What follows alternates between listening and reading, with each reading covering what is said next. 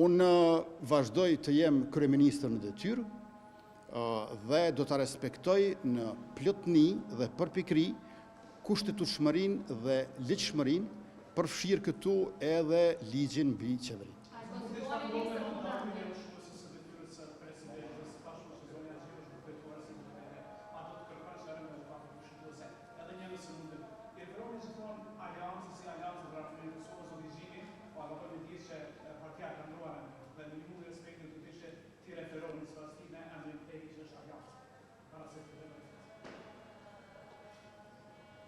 Do t'i them aleanca tash tutje, shpresoj që herën e ardhshme nuk do të më pyetni çfarë aleance, sepse ne fjalën aleance kemi vazhdimisht në fjalorin ton politik për shkak të aleatëve tonë ndërkombëtar, për shkak të aleancës veriatlantike e kështu me radhë. Po unë nuk besoj që aleanca nuk është për ardhmëri dhe nuk është për Kosovë. Por unë mbi të gjitha nuk mendoj që kjo është thelbësore. Thelbësore është që kryetari i aleancës, zotri Ardian Gjini, kryetar i aleancës, të takohet me mua si kryeministër në detyrë dhe kryetar i lëvizjes vetëvendosje, e cila natyrisht nuk e kanë ruan. Pra, thelbësore është që të komunikojmë. Ju e dini shumë mirë që politikanët në Kosovë, edhe me politikanë vendor, edhe ndërkombëtar, po thuaj se takohen secili me secili. Cili është kuptimi që t'ja duam të mirën Kosovës dhe të punojmë për ardhmëri, nëse refuzon edhe takimin me kryeministrin në detyrë. Ndërkaq që po e ritheksoj, ashtu që vlen për mua si kryeministër në detyrë, njësoj edhe ushtruesja e detyrës së presidentes zonja Albulina Haxhiu do të respektoj në plotëni e përpikri kushtetueshmërinë dhe ligjshmërinë. Nuk kemi president, nuk kemi presidente, por kemi ushtruese të detyrës së presidentes, e kjo është zonja Albulina Haxhiu dhe ajo do të vazhdojë të jetë e tillë, tamam siç e thot Kushtetuta e Republikës së Kosovës. Së pari edhe udhëheqësit e Lidhjes Demokratike të Kosovës, por edhe deputet të tjerë të LDK-s kanë deklaruar që duhet të merremi vesh për të gjitha. Edhe publikisht tek ju, në për emisionet apo prononcimet tek ju, kanë thënë që duhet merremi vesh për të gjitha.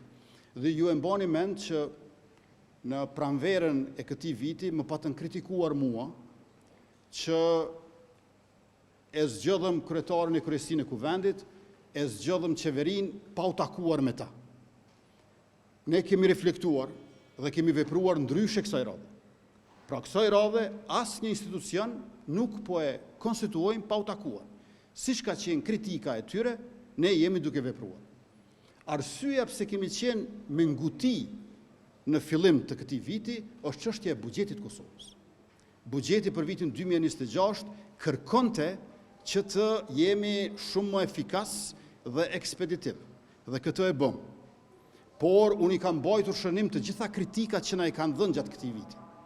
Dhe tash, natyrisht, që po i përfilli ato. Edhe më tej, iniciativat për çdo takim jam duke i marrë unë.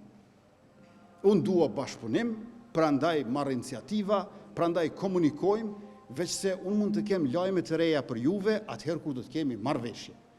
Aktualisht, takimet me Lidhjen Demokratike të Kosovës nuk janë më lajme.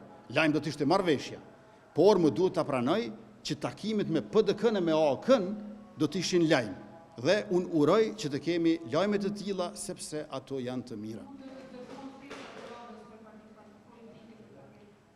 Ne jemi në komunikime të drejtë për drejta me Lidhjen Demokratike të Kosovës, pra me kryetarin Lumir Abdixhikun s'kam ndërmjetësues. Sa më herët që mundemi të ecim përpara, aq më mirë. Por duhet ta kuptoni që nuk janë gjëra të thjeshta këto dhe nga përvoja e këtyre 16 muajve duhet të lëvizim jo çdo gur, por çdo guralec që të evitojmë zgjedhjet e reja. Serioziteti dhe përgjegjësia institucionale dhe politike sot e ka veçse një përkufizim, evitimi edhe i një palë zgjedhjeve të panevojshme e të parësyshme. Unë besoj që secila pozitë është e rëndësishme, ndonë se nuk janë të njëjta për nga përgjegjësia, ato janë të rëndësishme dhe janë të vlefshme. Ju e dini që në vitin 2025, muaj të tërë jemi vonuar për zgjedhjen pikërisht të kryeparlamentarës. Për muaj të tërë nuk ka pas dakordim për kryetarin, përkatësisht kryetarin e kuvendit, dhe e mbani mend se si zonja Albulena Haxhiu, ushtruesja e detyrës presidentes, 57 vota merrte që ishte e pamjaftueshme. Pra, vitin e kaluar, kryeparlamentari ka qenë shumë i rëndësishëm. Unë nuk mendoj që pozitat institucionale varen më shumë nga viti, ose stina e vitit, ose muaji i vitit, se sa nga ajo që është shkruar pushtetut edhe në ligj. Prandaj për mua të gjitha pozitat janë të rëndësishme, janë të vlefshme, ndonëse janë të njëjta, edhe kryeparlamentar, edhe kryeministër, edhe president. Dhe unë dua që të diskutoj që të gjitha këto me ta. Lëvizja vetëvendosje në pranverë si vjet e ka bërë një koncesion të madh. E ka tërhequr Glau Kënjufsën dhe Fatmire Muli Hoxha Kollçakun nga kandidatura për president. Ne jemi subjekti më i madh politik.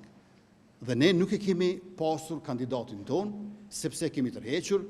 Ju tham, e mbani mend, opozitës, na i propozoni 3 emra, ne jo a bëm edhe në nënshkrimet për aplikim, edhe votat për zgjedhje, nuk ndodhi. Pastaj e sollëm emrin e një lidere të shoqërisë civile, doktoreshën Feride Rushiti, e refuzuan edhe atë. Pra, ne kemi bërë koncesionin e madh si lëvizje vetëvendosje. Ne kemi thënë nuk konsiderojmë që presidenti ose presidentja i takon lëvizjes vetëvendosje. Pra, presidenti ose presidentja nuk i takon një partije. E nëse do t'i takon të një partije, duhet parë numrat. E ju e dini që lëvizja vetëvendosje është 6 deputet më shumë se 3 parti tjera opozitare marrës bashku. Jemi 53 me 47. Pra ne kemi bërë koncesionin e madh, e kemi tërheq Glaukun. Për marrëveshje nuk mund të ecim përpara pa koncesion. Nuk mund të ecim pa mirëkuptim, nuk mund të ecim pa kompromis. Ne duhet jemi të pa kompromis në integritet territorial, në sovranitet shtetëror, në siguri, në të drejtat e njerëzit, në Republikën e Kosovës, në progresin e kombit ton në përgjithësi. Por, me njëri tjetrin, duhet të bëjmë koncesione dhe kompromise. Pikrisht që të mos bëjmë për Republikën, pikrisht që të respektojmë interesin publik dhe shtetin e pavarur, sovran e demokratik të Kosovës. Prandaj edhe një herë po e theksoj, ne kemi bërë koncesionin e madh, Lidha Demokratike e Kosovës ka kërkuar prej neve që të diskutojmë që të gjitha, prandaj që të evitojmë zgjedhjet e reja, duhet të japim shans diskutimeve politike për marrëveshje politike, për president ose presidente, shprehje e unitetit të popullit, figurë konsensuale me karakter të mirënjohur, me vlera e kontribute për shoqërinë, profesionin përkatës dhe për Kosovën tonë të dashur. Faleminderit shumë.